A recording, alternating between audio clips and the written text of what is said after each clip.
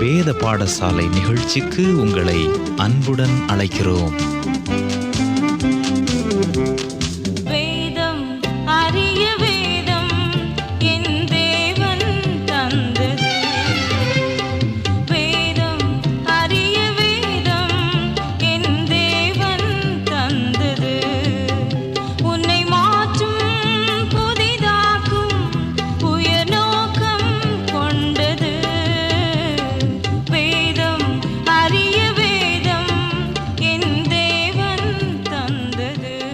நேயர்களே, ஈசாக்கின் குமாரனாகிய ஏசா வழி வந்தவர்கள் ஏதோமியர் என்று அழைக்கப்படுகின்றனர். இந்த ஏதோமியரின் வாழ்க்கை மூலமாக ஒபதியா தீர்க்கதரிசி நமக்கு கற்றுத்தரும் பாடத்தை இன்று சிந்திப்போம். கிறிஸ்துவுக்குள் பிரியமானவர்களே, தவறாது வேத பாடசாலை நிகழ்ச்சிகளை கேட்டு வரும் உங்களை மீண்டுமாக புதியதோர் வகுப்பிற்கு வரவேற்கிறோம். பழைய ஏற்பாட்டு தீர்க்கதரிசன புத்தகங்களை கற்று வரும் நாம் இப்போது சிறிய தீர்க்கதரிசன புத்தகங்களை கற்று வருகிறோம். இவர்களை நாம் பிற்கால தீர்க்கதரிசிகள் என்றும் அழைக்கிறோம். நாம் ஏற்கனவே கற்றுக்கொண்டது போல இந்த பிற்கால தீர்க்கதரிசிகளை பெரிய தீர்க்கதரிசிகளை விட எந்த விதத்திலும் குறைத்து மதிப்பிட முடியாது. இவர்கள் எழுதிய புத்தகங்களின் அளவு குறைவாக இருப்பதாலே இவர்கள் சிறிய தீர்க்கதரிசிகள் என்று அழைக்கப்படுகின்றனர். ஒபதியாவின் புத்தகம் ஒரே அதிகாரம் அடங்கிய ஒரு பக்க புத்தகமாக இருக்கிறது. எனவே ஒபதியா சிறிய தீர்க்கதரிசிகளிலும் மிக சிறிய தீர்க்கதரிசி என அழைக்கப்படலாம். ஒபதியா புத்தகம் 3-4 வசனங்களை கவனியுங்கள். கண்மலை வெடிப்புகளாகிய உன் உயர்ந்த ஸ்தானத்திலே குடியிருந்து என்னை தரையிலே விழத்தள்ளுகிறவன் யார் என்று உன் இருதயத்தில் சொல்லுகிறவனே, உன் இருதயத்தின் அகந்தை உன்னை மோசம் போக்குகிறது. நீ கழுகை போல உயரப்போனாலும், நீ நட்சத்திரங்களுக்குள்ளே உன் கூட்டை கட்டினாலும் அவ்விடத்திலிருந்தும் உன்னை விழத்தள்ளுவேன் என்று கர்த்தர் சொல்லுகிறார். சிலர் ஒபதியாவின் இந்த செய்தி தற்காலத்திற்கு உரியது என்று எண்ணுகின்றனர். ஏனெனில் நாம் நட்சத்திரங்களில் வாசம் பண்ணுவதை பற்றி இந்த விஞ்ஞான உலகத்தில் பேசிக்கொண்டிருக்கிறோம். நாம் செவ்வாய் கிரகத்தில் வசிக்க முடியுமா என்று ஆராய்ந்து கொண்டிருக்கிறோம். ஆகவே சிலர் இந்த ஒபதியாவின் தீர்க்க தரிசனம் இக்காலத்திற்கு ஏற்றது என்று நம்புகின்றனர். அவர்கள் கூறுவதெல்லாம் நாம் அறிவியலை பற்றியும் நம்முடைய தொழில்நுட்பத்தை பற்றியும் அதிக பெருமை கொண்டு எங்கள் இருப்பிடங்களை நட்சத்திரங்களில் அமைப்போம் என்று கூறுபவர்களுக்கு தேவன் சொல்லும் பதில், நான் உன்னை கீழே விழப்பண்ணுவேன், நீ ஒரு சாதாரண மனிதன் என்பதை அறிந்து கொள்ளச் செய்வேன் என்று கூறுவதாக எண்ணுகிறார்கள். ஆனால் உண்மையில் ஒபதியா இதை பற்றி பேசவில்லை. ஒபதியாவின் புத்தகம் எந்த காலகட்டத்தில் எழுதப்பட்டது என்று குறிப்பிடாமல் ஆரம்பமாகிறது. இந்த புத்தகத்தில் சரித்திர குறிப்புகள் கூறப்படாவிட்டாலும் அதன் 11வது வசனத்தில் ஒரு வரலாற்று குறிப்பு காணப்படுகிறது. இங்கு ஒபதியா ஏதோமியரை குறிப்பிடுகிறார். உன் சகோதரனாகிய யூதா அந்நியர் வசமான நாளிலே அது நிமித்தம் ஏன் சந்தோஷப்பட்டாய்? அவர்கள் நெருக்கப்படும் போது நீ ஏன் பெருமையாக பேசினாய்? அவன் சிறைப்பட்டு போன நாளிலே நீ ஏன் களி கூர்ந்தாய்? அவனுடைய ஆபத்து நாளிலே அவன் தீங்கு அனுபவிக்கிற போது நீ அதை பிரியத்தோடு பாராமலும் அவனுடைய ஆஸ்தியில் கைப்படாமலும் இருந்திருக்க வேண்டும். நீ அவர்களில் தப்பி போனவர்களை சங்கரிக்கும்படி வழிச்சந்திகளில் ஆட்களை நிறுத்தாமலும் அவர்களில் மீதியானவர்களை காட்டிக்கொடாமலும் இருந்திருக்க வேண்டும். எல்லா ஜாதிகளுக்கும் விரோதமான நாளாகிய கர்த்தருடைய நாள் சமீபமாய் வந்திருக்கிறது. நீ செய்தபடியே உனக்கும் செய்யப்படும், உன் செய்கையின் பலன் உன் தலையின் மேல் திரும்பும் என்று கூறுகிறார். ஒபதியாவின் தீர்க்க தரிசனங்களை சரியாக புரிந்து கொள்ள ஏதோம் என்ற வார்த்தையை நாம் அறிந்து கொள்ள வேண்டும். பாலஸ்தீன தேசத்தில் the rose red city of Petra என்று ஒரு இடம் உள்ளது. அது முற்கால உலக அதிசயங்களுள் ஒன்று. அந்த நகருக்கு செல்ல வேண்டுமானால் அம்மான், ஜோர்தான் ஆகிய இடங்களுக்கு சென்று அங்கிருந்து மோவாப், சவக்கடல் ஆகியவற்றின் தென்கிழக்காக அமைந்துள்ள இந்த இடத்தை அடையலாம். அந்த இடம் சிகப்பு நிற கற்களால் ஆன மலை சிகரங்களை உடையது. அவைகள் 700 அடி வரை உயரமான சிகரங்கள். இச்சிகரங்களில்தான் ஏதோமியர் வசித்து வந்தனர். இவர்கள் வழிப்பறி செய்வதிலும் திடீர் தாக்குதல் நடத்துவதிலும் கைதேர்ந்தவர்கள். அவ்வழியே செல்லும் மக்களை கொள்ளையிட்டு கொள்ளை பொருட்களை எடுத்துக்கொண்டு மலை உச்சியிலுள்ள தங்கள் இடங்களுக்கு ஓடிவிடுவார்கள். அவர்கள் ரோஜா நிற பெட்ரா என்று அழைக்கப்படும் சிகரங்களின் உச்சியில் அமைந்த குகைகளில் வாசம் செய்தார்கள். தங்கள் குகைக்கு செல்ல அவர்கள் கயிற்றால் ஆன ஏணியினை பயன்படுத்தினார்கள். தங்கள் இருப்பிடம் சென்றதும் ஏணியை தங்கள் வசம் இழுத்துக் கொள்வார்கள். அவர்கள் எண்ணம் என்னவெனில், தங்கள் இருப்பிடத்தை யாரும் அடைய முடியாது என்பதாகும். ஆகவேத்தான் ஒபதியா, நாங்கள் உயரமான இடத்தில் வாழ்கிறோம், ஒருவரும் எங்களை வீழ்த்த முடியாது என்று பெருமைப்படுகிறீர்கள், ஆனால் அவ்விடத்திலிருந்து உன்னை விழத்தள்ளுவேன் என்று கர்த்தர் கூறுகிறார் என்று கூறுகிறார். இந்த இடத்தை நாம் சென்று பார்த்தால் வியந்து போகும் அளவிற்கு அழகாக காட்சியளிக்கிறது. ஏதோமியர்கள் பாறைகளில் தங்களுடைய கோவில்களை குடைந்தெடுத்து அமைந்திருக்கிறார்கள். அங்கு முற்றிலும் சிவப்பு நிற பாறைகளிலிருந்து வெட்டி எடுக்கப்பட்ட தூண்களால் அமைக்கப்பட்ட ஒரு கோவில் உண்டு. அங்குள்ள வீடுகள் மற்றும் கோவில்கள் அனைத்தும் பாறைகளில் குடைந்தே அமைக்கப்பட்டுள்ளது. அவைகள் யாவும் ஒபதியாவின் நாட்களில் இருந்தது போலவே இன்றும் காணப்படுகிறது. இன்று அங்கு ஒருவரும் வசிக்காததால் மறக்கப்பட்ட அமைதி பட்டணம் என்று அழைக்கப்படுகிறது. இந்த ஏதோமியர் யார் என்பதை அறிந்து கொள்ள நாம் ஆதியாகமத்தை புரட்ட வேண்டும். ஆதியாகமத்தில் ரெபேக்காளின் கற்பத்தில் பிறந்த இரட்டையர்களை உங்களுக்கு ஞாபகம் இருக்கிறதா? அவர்கள் ஏசா, யாக்கோபு என்பவர்களே. இந்த இரட்டையர்கள் ஒரே லட்சணமுடைய இரட்டையர்கள் அல்ல. அவர்கள் பல காரியங்களில் ஒருவருக்கொருவர் மாறுபட்டவர்கள். அவர்களுடைய தோற்றம், பழக்க வழக்கம் யாவும் வேறுபட்டதாகவே இருந்தது. இந்த அளவு மாறுபட்ட இரட்டையர்கள் வேறு எவரும் இருக்க முடியாது. ஏசா தன்னுடைய பிறப்புரிமையையும் ஆவிக்குரிய ஆசீர்வாதத்தையும் குறைவாக மதிப்பீடு செய்தான். அவன் தன்னுடைய பிறப்புரிமையை ஒரு கோப்பை கூழுக்கு விற்று போட்டானே என்று அவனுக்காக கவலைப்பட வேண்டாம். புதிய ஏற்பாட்டில் ஏசாவை பற்றி சீர்கெட்டவன் என்று குறிப்பிடப்பட்டுள்ளது. அந்த வார்த்தை ஆலயத்திற்கு புறம்பானவன் அல்லது ஆலயத்திற்கு எதிரானவன் என்று பொருள்படும். ஏசா ஆவிக்குரிய காரியங்களை அசட்டை பண்ணுகிறவனாகவே சித்தரிக்கப்படுகிறான். ஆனால் யாக்கோபு எத்தனாக இருந்த போதிலும் அவன் ஆவிக்குரிய மனிதன். அவன் எத்தனாக இருந்ததாலேயே ஆவிக்குரிய மனிதனுக்கு முன்மாதிரியாக விளங்குகிறான். யாக்கோபு பூரண மனிதன் அல்ல. உண்மையில் அவன் அந்நிலைக்கு வெகு தூரமானவன். எனினும் யாக்கோபை குறித்து ஒரு காரியத்தை நாம் கூற முடியும். அவன் எதை பெற்றுக்கொண்டால் நல்லது என்பதை நன்கு அறிந்திருந்தான். அவன் ஆவிக்குரிய காரியங்களை நாடி தேடி கண்டு கொண்டான். இந்த இரட்டையர்களை பற்றிய சரித்திரத்தை நாம் ஆதியாகமத்தில் வாசித்து பார்த்தால் இறுதியில் இருவரும் சமாதானமானார்கள் என்று கூறப்படுகிறது. ஆனால் யாக்கோபிலிருந்து ஒரு சந்ததி தோன்றியது. அது இஸ்ரவேல் ஜனம். அதுபோல் ஏசாவின் சந்ததியிலிருந்தும் ஒரு ஜனம் தோன்றியது. அந்த ஜனம் ஏதோம் என்று அழைக்கப்பட்டது. இந்த ஏதோமியர் தெரிந்து கொள்ளப்பட்ட இஸ்ரவேலரை பகைத்தனர். காலப்போக்கில் அவர்கள் எருசலேமை படையெடுக்கும் நாட்டினரோடு சேர்ந்து யூதர்களை அழிப்பதையே தொழிலாக கொண்டனர். அவர்கள் யாக்கோபின் சந்ததியை பகைத்தனர். இந்த பூமியில் வசித்த எவரையும் விட யூதர்களை வெறுத்த மக்கள் இந்த ஏதோமியரே. கடந்த 20 ஆண்டுகளில் எருசலேம் பல முறை எதிரிகளால் தாக்கப்பட்டது. இப்போது சிதேக்கியாவால் எருசலேம் தரைமட்டமாக்கப்பட்டது. பாபிலோனியர் எருசலேமை தரைமட்டமாக்கி அதன் கொடிகளை பட்டயத்திற்கு இரையாக்கினார்கள். இந்த சம்பவம் நடந்தபோது ஏதோமியர் மகிழ்ந்தனர். அவர்கள் பாபிலோனியருடன் சேர்ந்து எருசலேமுக்குள் நுழைந்தனர். எருசலேம் கொள்ளையடிக்கப்பட்ட போது அதிலும் பங்கு பெற்றனர். தப்பியோடிய யூதர்களை பாபிலோனியர்களிடம் ஒப்படைத்தனர். அந்த அளவிற்கு ஏசாவின் குமாரர் யாக்கோபின் குமாரரை பகைத்தனர். இந்த பின்னணி ஒபதியாவின் செய்தியை அறிந்து கொள்ள உதவும். ஒபதியா ஏதோமியர்கள் செய்திருக்கக்கூடாது என்று 8 காரியங்களை பட்டியலிடுகிறார்.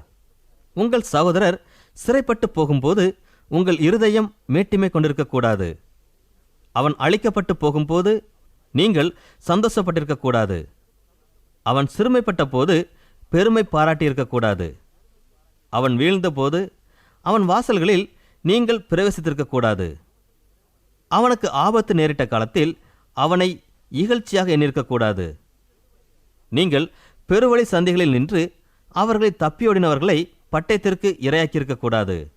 அவர்களில் தப்பியோடினவர்களை அவர்கள் பகைஞரிடம் ஒப்படைத்திருக்கக்கூடாது. செய்யத்தகாத இக்காரியங்களை நீங்கள் செய்தபடியால் கர்த்தரினால் உங்கள் மேல் வருகிறது என்று ஒபதியா கூறுகிறார். மேலும் ஒபதியா ஏதோமியருக்கு எதிராக யார் வருவார்கள் என்பதையும் கூறினார்.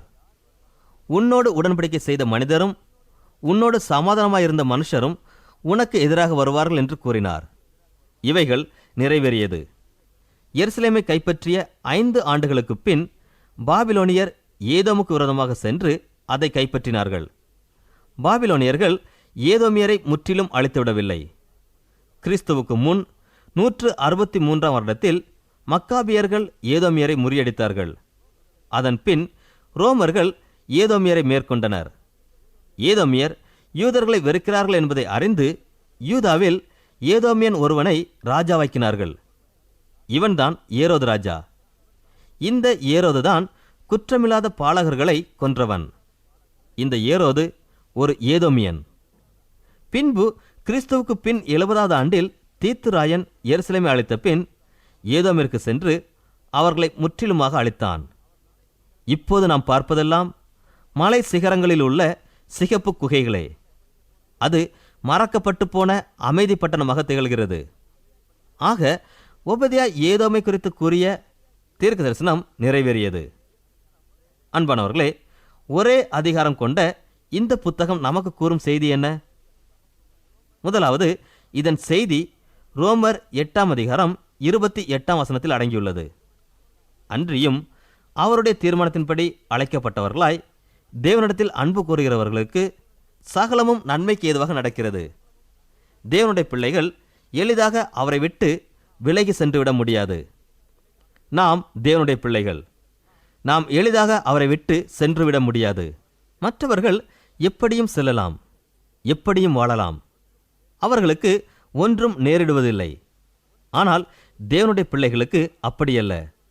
நாம் அவரை விட்டு விலகி சென்றால் அல்லது பாவத்தில் வீழ்ந்து விட்டால் அதற்கான தண்டனையை அனுபவிக்க நேரிடும். நாம் ஒவ்வொருவரும் ஒபதியாவின் புத்தகத்தை வாசித்து பார்ப்போமானால் யூத ஜனங்களுக்கு நேரிட்ட அனுபவங்கள் இதையே நமக்கு வலியுறுத்தும். ஏதோமியர் யூதாவிற்கு நேரிட்ட இடுக்கண்களை தங்களுக்கு சாதகமாக மாற்றிக்கொண்டனர். இரண்டாவதாக, ஏதோமியர் கற்றுத்தரும் பாடம். ஏதோமியருக்கு ஏற்பட்டது சாதாரணமான தண்டனை அல்ல. தேவனுடைய நியாயத்தீர்ப்பு வரும்போது அவர்கள் பூமியில் இராதபடி வேறு அறுக்கப்பட்டு போவார்கள். இது துன்மார்க்கரின் வழியோ அழியும் என்ற வசனத்தை நினைப்பூட்டுகிறது. துன்மார்க்கர் யார் எனில் அவர்கள் வேத வசனத்தின்படி நடக்காதவர்கள். அவர்கள் வழி அழிவுக்கு நேராக செல்லும். அவர்கள் தங்கள் மீறுதலுக்கு ஏற்ற விளைவை சந்தித்தே ஆக வேண்டும். மீறுதலுக்கு ஏற்ற பலன் கசப்பானதாகவே இருக்கும். எனவே துன்மார்க்கரை குறித்து பொறாமை கொள்ள வேண்டாம். ஏதோமியர் நியாயம் தீர்க்கப்பட்டது போல் அவர்களும் ஒரு நாளில் நியாயம் தீர்க்கப்படுவார்கள். வேதாகமத்தின் சிறிய புத்தகங்களுள் ஒன்றாகிய ஒபதியாவை கற்று வருகிறோம். இந்த புத்தகத்தை ஆவிக்குரிய முறையில் கண்ணோக்கும் போது இப்புத்தகம் ஆபிரகாமுக்கு தேவன் கொடுத்த வாக்குத்தத்தத்தின் நிறைவேறுதலாக இருப்பதை நாம் காணலாம். கர்த்தர் ஆபிரகாமை தெரிந்து கொண்டபோது, உன்னை ஆசீர்வதிக்கிறவர்களை நான் ஆசீர்வதிப்பேன், உன்னை சபிக்கிறவர்களை நான் சபிப்பேன் என்று கூறுகிறார். ஏதோம் எருசலேம் வீழ்ச்சியடைந்து யாக்கோபின் புத்திரர் துயரப்படும் நாளில் பெருமை பாராட்டி மகிழ்ச்சி கொள்வதை காண்கிறோம். இறுதியில் ஏதோம் பூமியில் அழிக்கப்பட்டு போன தேசங்களின் வரிசையில் சேர்ந்து கொள்வதை காண்கிறோம். ஏதோம் கர்த்தரால் தெரிந்து கொள்ளப்பட்ட ஜனங்களை உபத்திரப்படுத்தியதே இதற்கு காரணம். பழைய ஏற்பாட்டு வரலாறு முதற்கொண்டு தற்கால வரலாறு வரை இதை நாம் தெளிவாக காணலாம். தேவனுடைய பிள்ளைகளை துன்பப்படுத்துகிறவர்கள் சாம்பலாகி போவது நிச்சயம். ஒபதியாவின் புத்தகத்தில் நடந்தது இதுவே. ஏதோம் யாக்கோபின் சந்ததியை துன்பப்படுத்தியதால் அழிந்து போனது. ஒபதியாவின் புத்தகத்தில் காணப்படும் மற்றொரு காரியம் நமது தனிப்பட்ட வாழ்க்கைக்கு அதிக பயனுள்ளதாக இருப்பதை காணலாம். இந்த செய்தியின் மைய கருத்து 2 மனிதரை பற்றியதாகும். அவர்கள் யாக்கோபு மற்றும் ஏசா என்பவர்கள். நாம் கடந்த நிகழ்ச்சியில் சிந்தித்தபடி யாக்கோபு ஒரு ஆவிக்குரிய மனிதனை சித்தரிக்கிறான். யாக்கோபு ஒரு பூரண மனிதன் அல்ல. அவன் ஒரு எத்தனாக இருந்த போதிலும் ஆவிக்குரிய மனிதனாக சித்தரிக்கப்படுகிறான். ஏனெனில் அவன் ஆவிக்குரிய காரியங்களை விரும்பினான், ஆவிக்குரிய காரியங்களையே தேடினான். யாக்கோபின் வாழ்க்கையை நாம் பார்க்கும்போது அவனது பெயரே தேவனால் தெரிந்து கொள்ளப்பட்ட ஜனங்களுக்கும் கொடுக்கப்படுகிறது. யாக்கோபின் தனிப்பட்ட வாழ்க்கை ஆவிக்குரிய மனிதனுக்கு முன்மாதிரியாக காணப்படுகிறது போல் யாக்கோபு ஒரு ஜனமாகிற போது அந்த ஜனம் நமக்கு முன்மாதிரியாகிறது. பழைய ஏற்பாட்டு சரித்திர சம்பவங்கள் குறித்து 1 கொரிந்தியர் 10:11 இவைகளெல்லாம் திருஷ்டாந்தங்களாக அவர்களுக்கு சம்பவித்தது. உலகத்தின் முடிவு காலத்தில் உள்ள நமக்கு எச்சரிப்பு உண்டாகும்படி எழுதப்பட்டும் இருக்கிறது என்று கூறுகிறது. இஸ்ரவேல் ஜனம் நிறைவான தன்மை உடையதல்ல.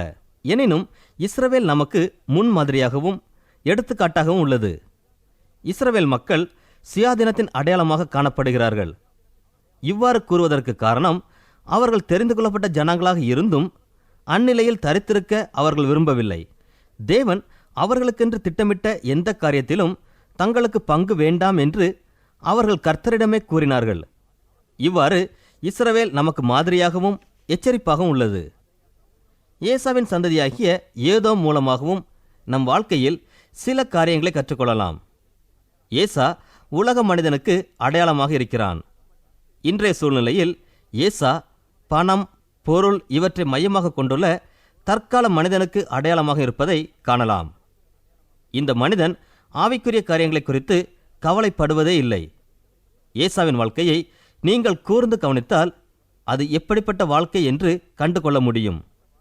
ஏசா ஏதோம் ஆகிறான். ஏசா என்றால் ரோமம் நிறைந்தவன் என்று அர்த்தம்.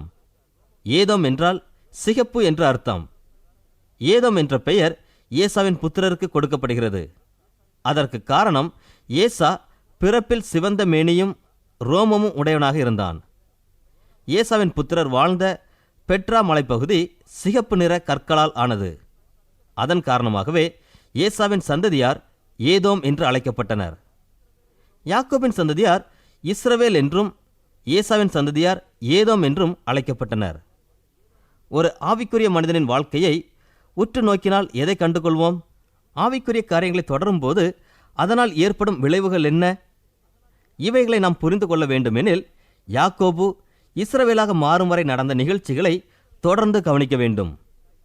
மாறாக ஆவிக்குரிய காரியங்களை உதாசீனம் செய்து உலக பிரகாரமான காரியங்களுக்கே முக்கியத்துவம் கொடுக்கப்படும் வாழ்க்கையில் ஏற்படும் விளைவுகள் என்ன என்பதை அறிந்து கொள்ள வேண்டுமெனில் ஏசாவின் புத்திரர் ஏதோமாக மாறும் வரை நடந்த காரியங்களை தொடர்ந்து கவனிக்க வேண்டும். நாம் உலக மனிதனாக வாழ விரும்பினால் அதனால் ஏற்படும் விளைவுகளை சந்தித்தே ஆக வேண்டும். அந்த தொடர் விளைவுகளை நாம் ஏதோம் என்று அழைக்கிறோம். ஓபதியாவின் புத்தகத்தில் நாம் காணக்கூடிய தியான பொருள் இந்த இருவேறு தன்மையுடைய மனிதர்களை பற்றியதே ஆகும். இவர்களை பற்றி நாம் கற்றுக்கொள்ளும்போது நம்மை வியல்பில் ஆழ்த்துவதும் இறையியல் சார்ந்த சில கருத்துக்களை அறிந்து கொள்ள உதவுவதுமான செய்தி என்னவென்றால், இவர்கள் இருவரும் ரெபேக்காள் என்ற பெண்ணின் கற்பத்தில் சேர்ந்தே இருந்தார்கள் என்பதாகும். இப்பகுதியை தியானிக்கும் போது நாம் ஒவ்வொருவருக்குள்ளும் இந்த இரு தன்மைகளும் காணப்படுகின்றன என்று வேத அறிஞர்கள் பலர் நம்புகின்றனர். நம்மிடத்தில் யாக்கோபின் தன்மையும் உண்டு, ஏசாவின் தன்மையும் உண்டு. பல வேத பகுதிகள் இதை நமக்கு சுட்டி காட்டுகின்றன. இந்தியாவில் வேலை செய்த ஒரு மிஷனரி புதிதாக விசுவாசத்திற்குள் வந்த மக்கள் நிறைந்த ஒரு கிராமத்திற்கு சென்றார். அங்கு கிராம தலைவனை பார்த்து புதிய விசுவாச வாழ்க்கை எப்படி இருக்கிறது என்று கேட்டார். அதற்கு அவர், என் உள்ளத்தில் 2 நாய்கள் இருப்பது போல் உணர்கிறேன். ஒன்று வெள்ளை நாய், மற்றொன்று கருப்பு நாய் என்று கூறினார்.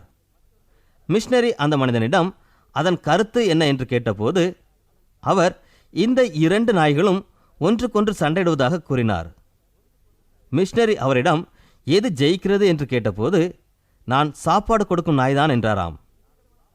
நம்மிடத்தில் இருவிதமான தன்மைகள் உள்ளன என்பதை பல்வேறு உதாரணங்கள் மூலமாக விளக்கலாம். நமக்கு இருவிதமான சுபாவங்களும் தன்மைகளும் இருக்கின்றன என்பதை பலரும் ஒப்புக்கொள்கின்றனர். அப்போஸ்தலனாகிய பவுலும் கூட ரோமர் 7ஆம் அதிகாரத்தில் இதை குறிப்பிடுகிறார். நன்மை செய்ய வேண்டும் என்கிற விருப்பம் என்னிடத்தில் இருக்கிறது, நன்மை செய்வதோ என்னிடத்தில் இல்லை. ஆதலால் நான் செய்ய விரும்புகிற நன்மையை செய்யாமல் விரும்பாத தீமையையே செய்கிறேன். இந்த இரு தன்மைகளுக்கும் இடையேயுள்ள போராட்டம் உச்சக்கட்டத்தை அடைகிறது.